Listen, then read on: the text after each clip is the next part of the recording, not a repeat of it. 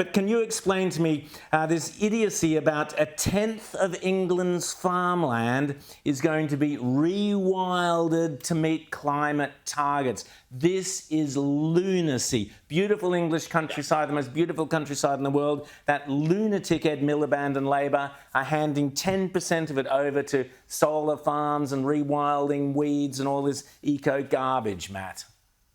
Well, that's exactly what's happening. Ed Miliband is probably the most ideologically extreme minister that we've had on net zero to date. You know, this is when you don't believe in God, you tend to believe in anything, and he's fallen head first into radical net zero-ism. And, you know, thankfully, we've had some surveys over the last couple of weeks showing that the British people are actually becoming more skeptical about net zero, particularly the way in which it's piling higher bills on ordinary working people. And we've also seen, frustratingly, new taxes on family farms that have been on these islands for generations. The Labour government's decided it's going to impose inheritance tax on those family farms alongside the net zero regulations, alongside the net zero extra bills, at the same time as that Labour government is giving the same amount of money that it's going to raise by smashing British farms, 500 million,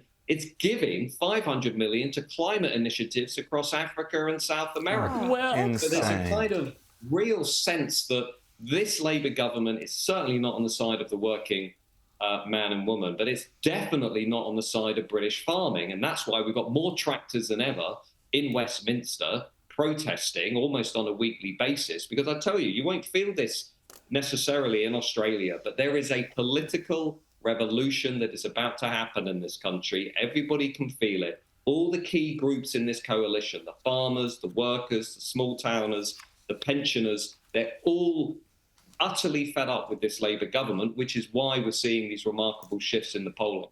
Well, Matt, I can tell you can see it here in Australia in some of the regions where people are sick of being smashed by renewables projects coming in across their farmland. But, you know, back to your point about these farmers, it seems to me, and I'd love your thoughts on this, that really what is going on here, it's not so much about saving the climate, it's about smashing all of the traditional pillars of Britain, one of which, of course, being farmers, but, you know, also we've seen it with the elderly and, you know, the treatment of them and other sorts of groups, that really this is about not so much about climate, changing the climate, but changing society.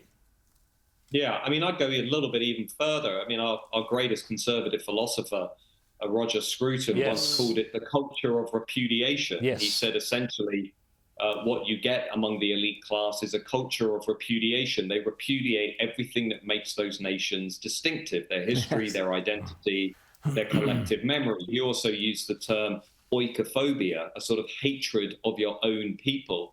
And I think, in essence, what we've seen, particularly since the 2010s, is a radicalization of the elite class as it's basically turned against its own people. And it's done that because among the elite world, you know, you do win social status by being negative and derogatory about nation states, about the deplorables, about, you know, the garbage people, about the loons and the so-called racists and the xenophobes. That's how today's elite class win social status. It's this luxury belief.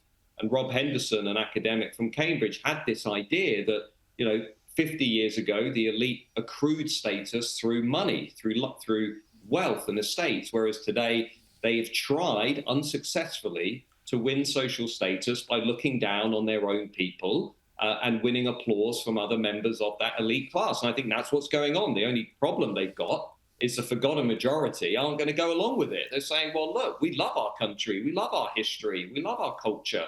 We actually, you know, I think it's remarkable to come from these islands. I think it's really great to come from these islands, all the contributions we've made over centuries. We're really proud of this. We're not going to give this up. And that's where they've miscalculated. You see, they control the institutions. They think they can do this top down, but nobody else is going to go along with it.